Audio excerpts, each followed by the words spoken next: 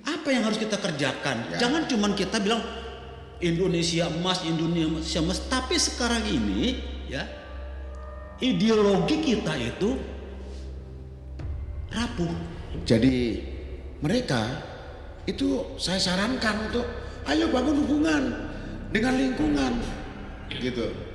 Kalau kalian dengan lingkungan baik, gerejamu baik. Kita sebagai ormas juga harus bijak untuk menyikapi ini. Ya. Tidak kita harus mengeluarkan satu statement untuk menyudutkan sesuatu, untuk menyudutkan pemerintah. Karena kita tidak tahu bagaimana cara kerja pemerintah.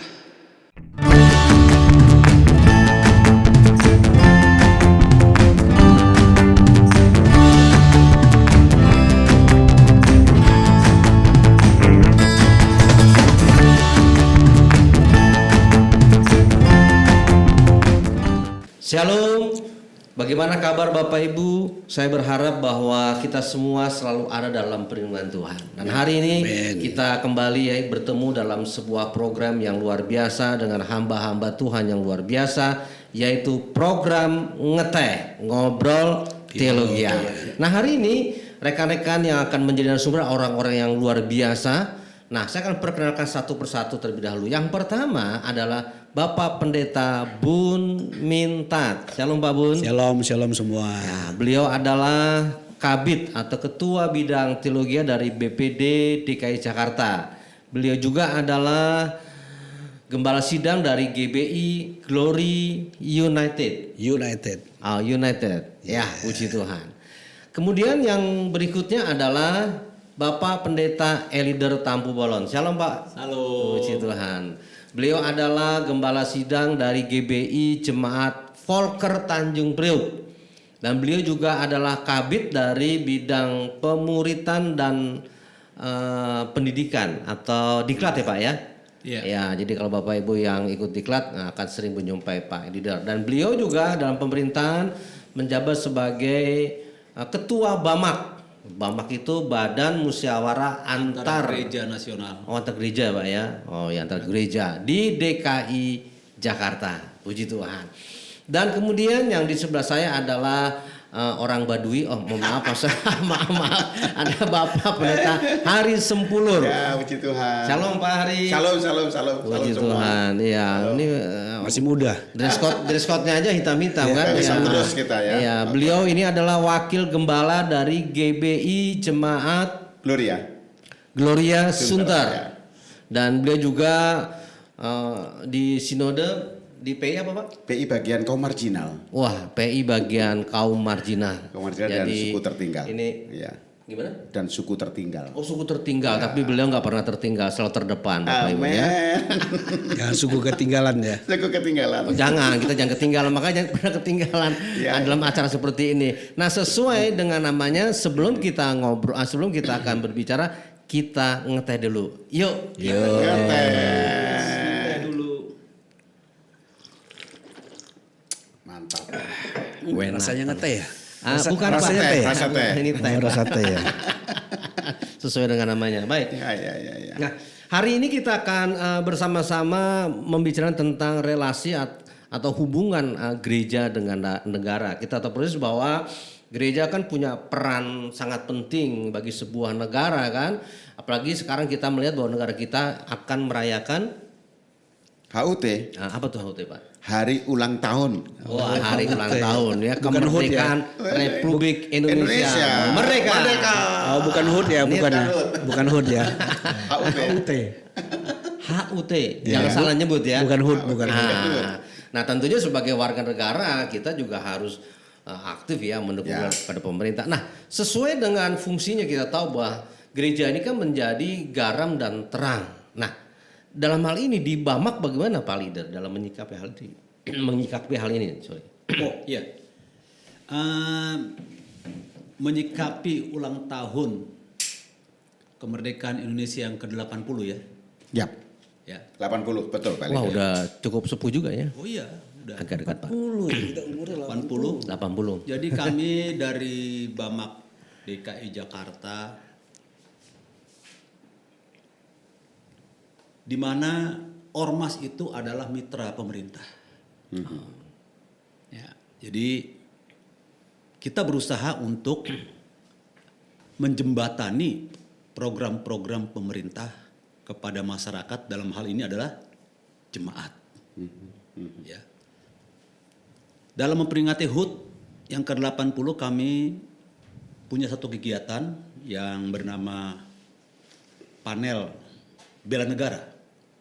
Panel bela negara. Oh, Bela ini negara. keren pasti. Iya.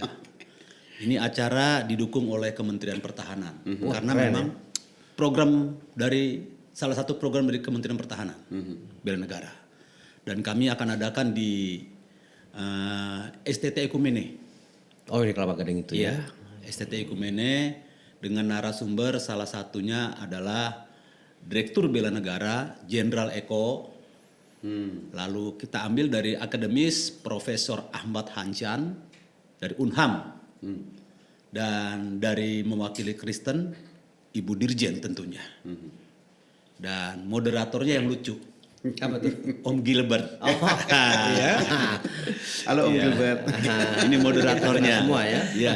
Jadi nanti juga ada penanggapnya. Salah satu adalah Profesor Hoga. Dari mana tuh? Beliau adalah guru besar dari Berkeley. Oh, Berkeley ya. Ya. Jadi hasilnya itu, rumusan itu kita akan sampaikan kepada pemerintah. Gitu loh. Kenapa? Kita ini kan hanya sibuk mengatakan masuk tahun emas tahun 2045. Kita udah nggak ada nih. Ada, masih ada. Saya masih Indonesia Mas maksudnya. Kalau Indonesia ada, Mas kalau maksudnya. ada kasihan loh. Saya masih ada. Nah, 2045. iya 2045. Ya, kan? Indonesia Mas ya. Indonesia maksudnya. Mas. Ya. Nah, 20 kami tahun Bang lagi. Magnas ini 20 tahun terpikir lagi. begini. Apa yang harus kita kerjakan? Ya. Jangan cuman kita bilang Indonesia emas, tapi sekarang ini ya ideologi kita itu rapuh. Ya makanya tadi perlunya ilmu bela negara itu. Bela negara itu. Ya. Nah, di sana kita diajarkan ketertundukan kita kepada pemerintah karena pemerintah adalah wakil Allah. Ya. Kita dalam hal ini adalah gereja. Gereja, jemaat, warga. Jemaat, warga. Warga. Oke. Ya.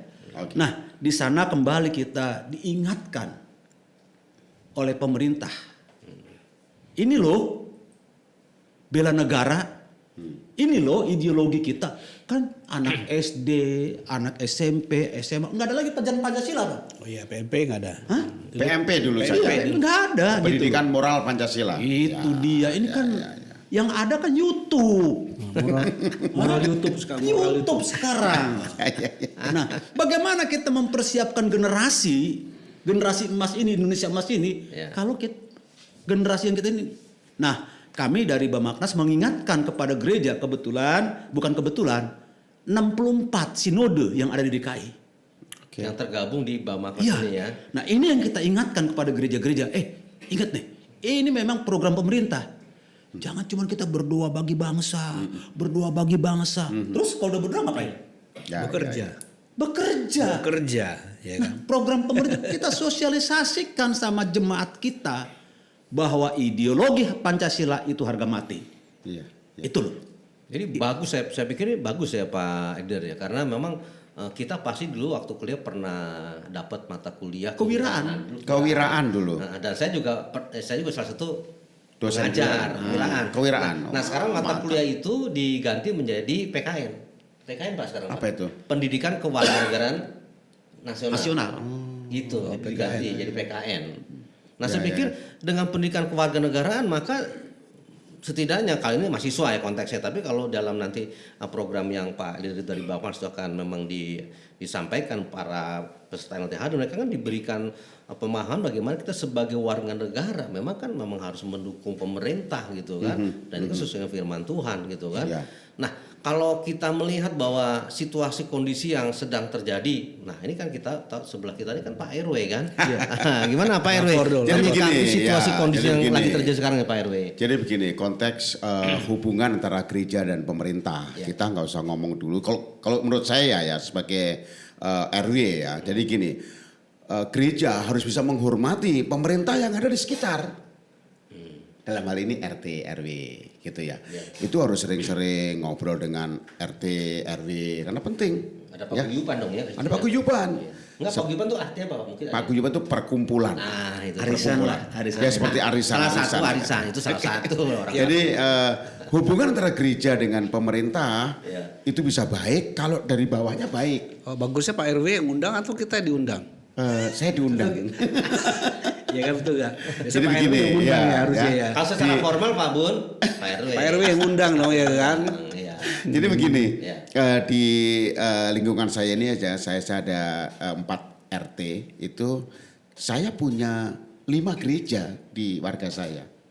Ada GBI, ada Pasundan, ada Tabernakel, ada Advent, dan ada GBDI Di 5 RT. di 4 RT. 4 RT dari 5 gereja. 5 gereja dan Untuk satu RW. 1 RW. Jadi mereka itu saya sarankan untuk ayo bangun hubungan dengan lingkungan gitu. Kalau kalian dengan lingkungan baik, gerejamu baik, jemaatmu baik, aman gitu. Jadi saya serukan terus. Ini bukan karena wah RW-nya hamba Tuhan nih Bukan, gitu. waktu kampanye atau lewat satu acara formal atau gimana Pak RW? Setelah saya jadi RW, saya ngobrol ke mereka. Ayo, akhirnya puji Tuhan mereka mau ngikutin apa yang saya arahkan tadi. Nah, hubungan antara gereja dan negara dalam hal ini konteksnya lebih kecil dulu lah ke RT RW, bagaimana kalian bisa nggak nyambung gitu. Iya. Kalau bisa nyambung, udah aman, udah kepegang RT-nya, RW-nya begitu. Bagaimana Pak Bun? Iya, harus tuh. Harus kan? Jadi ini yang penting ya.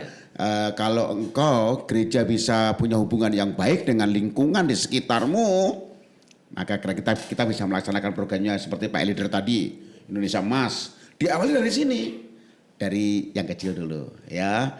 Bahkan program-program yang besar bisa diawali dengan ini.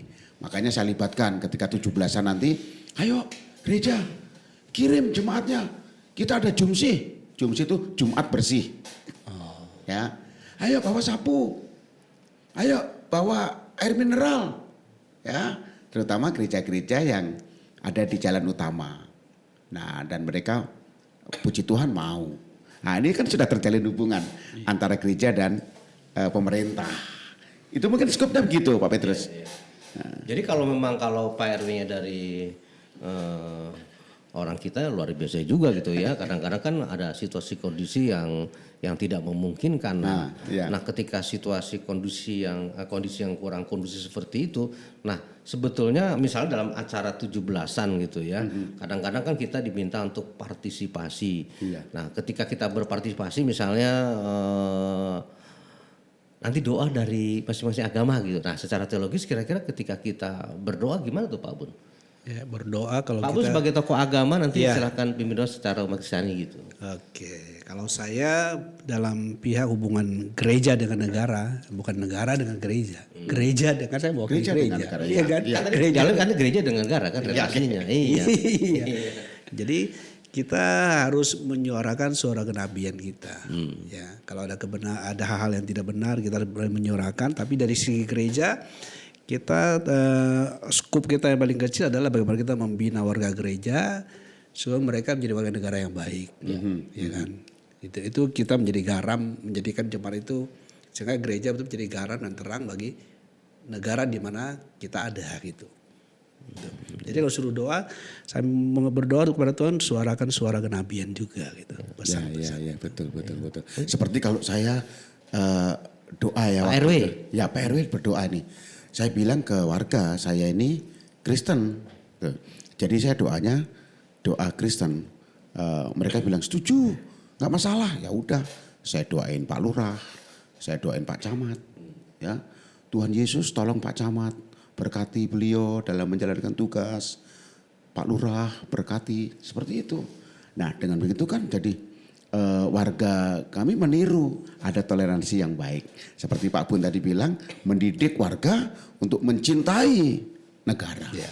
Nah dengan cara begitu. Nah, itu salah satu strategi juga ya. Tapi kadang-kadang juga ada strategi lain. Mungkin pengalaman di tempat lain juga ada seorang hamba. Ya paling saya berkata baik, mari kita berdoa. Yang beragama Kristen nanti bisa mengikuti saya, yang non sesuai dengan agama masing-masing. Nah itu ada salah satu juga. Bisa. Pernah juga gitu kan. Boleh. Tapi ini dalam lingkungan baru RW karena kita beda dengan Pak RW. Jadi betul. lingkungan RW dulu gitu ya. Nah, Bapak Ibu saudara sekalian, saya pikir ini cukup menarik dan karena ini kan kejadian-kejadian kan di lapangan sering terjadi dan tentu sebagai hamba Tuhan kita akan menghadapi situasi-situasi di mana kita harus bijak menyikapi hal-hal yang terjadi dalam pengembangan kita. Nah, sebelum kita akan masuk di dalam pembahasan lebih lanjut, sesuai namanya, yuk kita ngeteh lagi. Ngeteh lagi. Oke. Biar radiatornya nggak kering. Yuk mari kita ngeteh. Oke. Nah, Pak Haider di Bamak ya, mungkin ada juga masukan-masukan atau juga mungkin kejadian-kejadian gitu yang bagaimana Bamak harus menyikapi seperti ya kejadian-kejadian yang kita tahu selama ini gitu ya. Kira-kira bagaimana respon Bamak ketika mendapat laporan gitu, ini sikapnya bagaimana gitu, kemudian tindakannya bagaimana gitu Pak. Karena Bapak kan dalam jajaran pemerintah gitu di Bamak Nas ini. Biasanya ada gereja-gereja yang mau dihambat gitu. Ya, ada gereja-gereja yang dihambat lah gitu kira. Ya, tentu apa yang dikatakan tadi bahwa kita harus jadi garam Garam dan terang dan ya. terang. Itu mutlak. Ya. Tetapi ketika ada satu kejadian yang terjadi, penolakan gereja, pembubaran gereja, ya kita sebagai ormas juga harus bijak untuk menyikapi ini. Ya. Tidak kita harus mengeluarkan satu statement untuk menyudutkan sesuatu, untuk menyudutkan pemerintah. Karena kita tidak tahu bagaimana cara kerja pemerintah. Ya. Terkhusus ya semua dirjen di Kementerian Agama yang paling berat itu Dirjen Agama Kristen Protestan. Kenapa tuh Pak? Ya, karena sedikit-sedikit gereja ditutup, gereja dibubarin. Ya. Lalu warganya, ormasnya merasa tidak puas, seakan-akan pemerintah tidak bekerja. Kita kan nggak tahu, kita nggak ada di dalamnya. Coba kita belajar, kita memposisikan diri kita sebagai orang di pemerintah. Itu begitu sulitnya. Misalnya kalau kejadian ada di Padang, apakah harus lari ke dirjen? Apakah harus ke menteri? Kan tidak. Di sana kan ada pembimas. Di sana kan ada kanwil. Ada orang-orang lapangan di sana yang lebih mengerti, yang lebih tahu kondisi apa yang terjadi sesungguhnya. Tapi kan kita enggak. Langsung naik ke atas, tembak ke atas. Menteri turun. Supaya lebih menggigit maksudnya. Kalau pimpinan Betul. turun kan lebih menggigit. Itu lebih Iya, menggigit. di samping menggigit, kita ini masyarakat pengen cepat-cepat selesai. Ya, Gitu, iya. Ikan Tapi cepat ikan untuk- gabus lebih cepat lebih bagus. Untuk menyelesaikan namanya dari dulu. Ini kan bukan hal yang baru. Ya. Ini hal yang dari dulu ya. Ulang-ulang ya. Ya. Ini kan sulit untuk dipersatukan gitu loh. Sulit sekali. Enggak, setidaknya mungkin Bamak punya sikap bagaimana tuh Pak? Kami Andai kata punya di sikap daerah tetap DKI. tegas bahwa pemerintah harus turun. Ya. Gitu loh. Mengayomi. Harus turun Harus mengayomi semua golongan untuk ya. menyelesaikan semua permasalahan. Karena di buku kita GBI mengakui di situ ada 6 agama. Ya toh? Ya. Tapi yang pasti bukan di buku kita aja Pak, pemerintah mengakui hal Enggak, itu. kita Ya. bicara GBI-nya. GBI mengakui itu. Iya. Dan kita harus tunduk kepada pemerintah katanya. Diajarkan di sini. Tetapi ketika pemerintah salah, kita baru mengeluarkan suara kenabian yang tadi bilang. Suara kenabian. Nah, pemerintah juga bisa lemah gitu loh.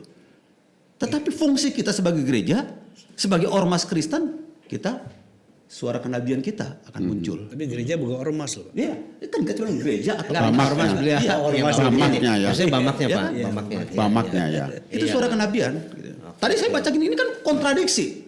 Sementara kita tunduk, tapi kita dikatakan kalau pemerintah itu korup apa skala, kita harus menyuarakan kenabian kita. Nah ini Pak Bun nih, gimana Pak Bun? saya. Begini Pak Bun, bagaimana sikap teologisnya Pak Bun? Karena di satu sisi kan di surat 1 Timotius pasal berapa saya lupa tuh yang bahwa kita tuh harus tunduk kepada pemerintah. Sekalipun pemerintah itu memang istilahnya ya apa korup apa kurang baik lah begitu. Gimana Pak sikap Gus? Ya dari kita tentu dari paling bawah adalah ketika kita membina jemaat kita supaya mereka di tempat kerja itu menjadi teladan ya, dari kecil ya. Kemudian kita pasti gereja juga kalau melihat kasus besar ini ya pimpinan gereja harus menyuarakan juga sikap gereja itu penting, penting gitu. Ya salah satu tanda petik ormas ya. Sebenarnya kalau pakai istilah pakai ormas Pak Tapi kurang kalau kita tepat ya. ormas kan biasanya kita ketua sinode kan atau apa ada menyampaikan pendapat kan isu-isu yang berkembang pasti ada gitu. Iya. Nah kalau di lingkungan Pak Hari Sempulur nih, Ya. situasi seperti ini pernah ngalami atau gimana cara penanganannya kira-kira? Jadi puji Tuhan ya, saya memimpin warga yang mayoritas memang anak-anak Tuhan. Di daerah Depok Pak ya? Depok lama, ya Depok lama. Jadi mayoritas anak-anak Tuhan. Oh iya? Ya, jadi 90% lah anak-anak Tuhan. Maaf di tempat saya tidak ada musola, tidak ada masjid. Di Jadi, RW itu? Ya, di RW itu. Jadi pernah waktu itu pemuda-pemudi muslimnya pengen bangun musola lah minimal Pak RW. Ayo silakan, cari tempat. Welcome lah istilahnya. Cari tempat, ada dana, ya cari tempat. Tapi memang di Depok tanahnya sudah sangat mepet. Jadi solusinya adalah gini, saya kumpulkan mereka, kalau kalian mau menjalankan ibadah kalian, ada tuh musola di RW sebelah, kayak gitu-gitu. Ya, jadi kita berusaha memberi solusi kepada warga, siapapun mereka, agamanya apapun, kita tetap arahkan untuk tetap dia bisa menjalankan ibadahnya dengan baik. So, mungkin kalau saya cerita ya, kaget nih, hari raya Idul Adha kemarin, saya dikirimi 6 kambing. Oh, bayangkan. Tahun lalunya 2. Tahun lalu 2. Kambing apa domba Pak? Kambing ya. Terus kenapa dikasih ke saya? Karena tahun lalu Pak RW menyalurkan dengan baik. Maka kami percaya. Sekarang saya kasih 6. Potong, bagi-bagi. Yang potong bukan saya, Pak Ustadz. Karena saya nggak bisa. Dan nggak boleh. Ya, konteks mereka juga. Konteks kan, ya. mereka. Jadi berkat kita sebagai gereja, tanda kutip, yang adalah kita, Iya. bisa menghormati pemerintah yang ada. Iya. Nah, itu konteksnya secara langsung.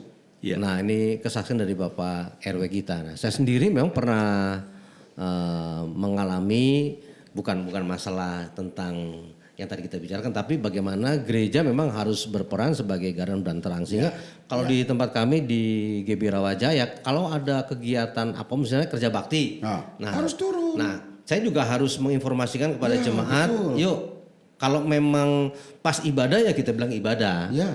Tapi minimal gereja itu kita juga memberikan sesuatu. Ya Sumbangsi ke ya sumbangsi lah gitu kan. Kompensasinya. Tapi lebih bagus kalau warganya bisa turun langsung. Wah, itu mantap sekali. Cuma masalah waktu itu kan memang terkendala, enggak sebagian sih, sebagian kecil turun, tapi sebagian besar nggak bisa karena kendalanya pas ibadahnya kan jam 6 pagi.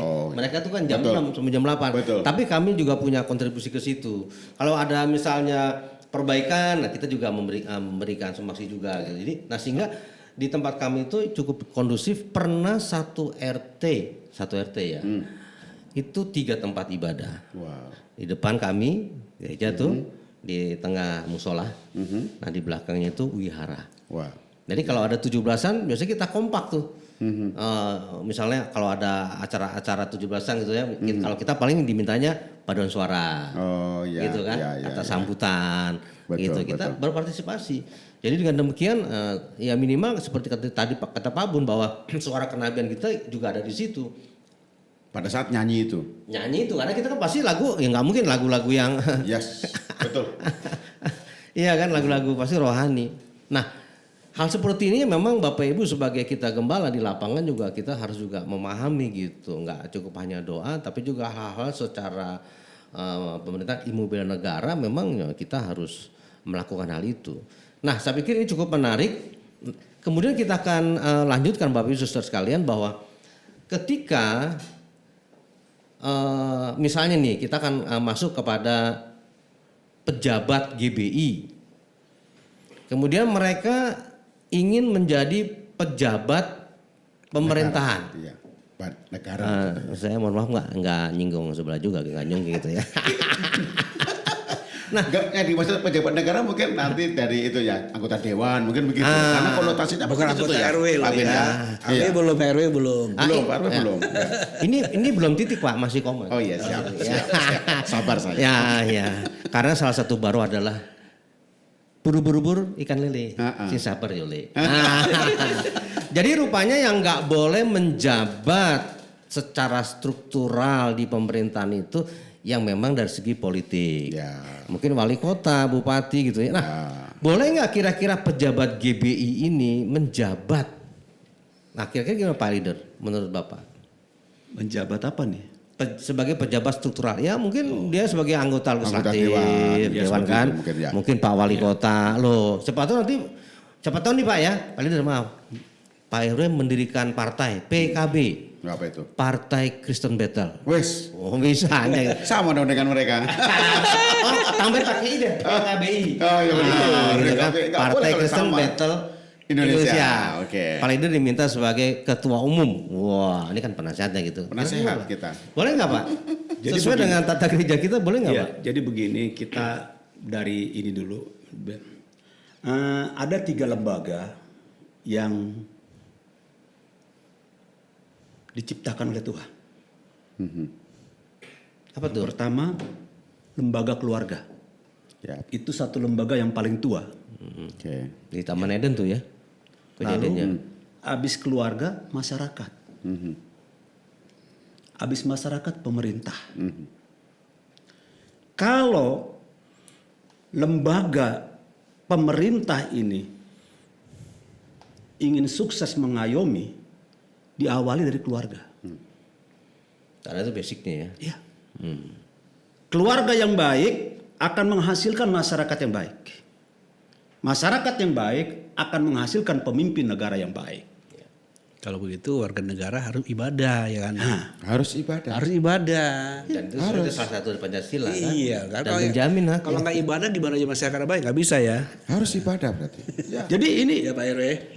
ini setiap gembala harus sosialisasikan baik kepada jemaat maupun kepada pemerintah. Ya. Sehingga apa? Pemerintah tahu, oh iya, diawali dari keluarga. Nah, keterkaitan pejabat-pejabat kita, apakah boleh ada di sana? Tata gereja kita sudah mengatur itu. Ya. Ya. Kalau kita pengen ke sana, lepaskan dulu ke pejabatan kita. Yap. Bukannya nggak boleh, boleh. Tapi lepaskan dulu Harus ke pejabatan lepas. kita. Ya. Bab 8 pasal 23. Itu dia. 23. Coba dibaca isinya apa? Ya, ada tata gereja. Ada. Tata gereja, aku tuh saya nggak bawa. Pak. Di sini ada nih. Di sini. Jadi kasih Di sini ada. babnya. Nah, ada di situ. Ini pandangan teologis. Ini nggak ada Ya. Pak. Di buku tata gereja ada Pak. Data gereja yang Ini sikap lengkap. teologisnya. Ya. Jadi kembali ke bukan laptop Pak, kembali ke Bapak Iya. Bernardia. Jadi Maksudnya jadi pendeta nggak boleh menjabat di situ atau kita lagi menjabat sebagai gembala tidak boleh di apa menjabat di legislatif Ya. atau di ormas gitu. Eksekutif. Partai lebih tepatnya kali ya. Banyak Bukan ormas, teman-teman. Partai. Partai. Ya, Ya, partai. banyak partai teman-teman pemilu. kita di GBI itu yang pernah ada di DPR, di DPRD. Ya. Mereka menjalankan fungsinya kok. Tapi mereka masih sebagai gembala nggak di GBI? Enggak, pada saat itu iya. enggak. Makanya dilepas. Harus- Ini karena tata gereja. Kita harus menghormati tata gereja. Tapi dia Harus. tetap pejabat GBI. Pejabat GBI dia Iya, lepas iya. gitu. Nah, setelah dia masa kerjanya itu kan 5 tahun. Iya. Itu kembali lagi. Kembali lagi dia bisa. Begitu. Itu yang diatur. Kembali ke laptop ya enggak? Kembali ke laptop.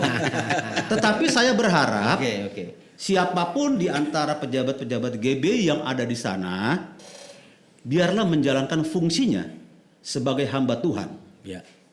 yang mewakili masyarakat itu. Yang akhirnya dia tetap menjadi garam Dan terang. dan terang. Oke, jadi ya terima kasih Pak Der. Jadi kalau kita memahami sebagai pejabat di GBI ya, entah PDT, PDM atau PDP, memang setiap pejabat tetapi yang posisinya gembala itu tidak boleh menjabat jabatan secara struktural di lain organisasi, entah di sinode gereja tertentu atau di pemerintahan. Tetapi memang di dalam tata gereja juga dikatakan bahwa ada pengecualian jika dari sinode melihat itu hal sangat penting, itu diizinkan, dikasih surat boleh. Nah, terus yang kedua, kalau dia bukan gembala, boleh. Itu. Nah, ini Bapak Jadi Ibu. tata gereja kita tuh fleksibel. Itu dia. Tidak merugikan pejabat, Iya. ya. Menguntungkan negara. Tapi ya, Menguntungkan itu negara. Ya. Makanya sekali GBI tetap Bagus. GBI. Haleluya. Oke.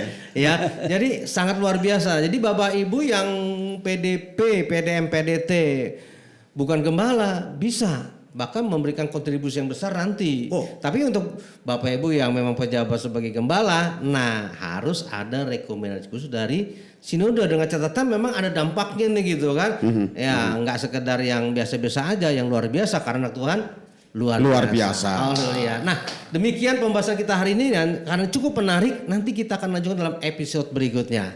Baik, terima kasih Pak Bun, Ya, Pak thank Leader, you. Pak Hari. Terima kasih. Dan karena nih konteksnya ngeteh, yuk kita ngeteh Ngeteh lagi. lagi. Ngeteh.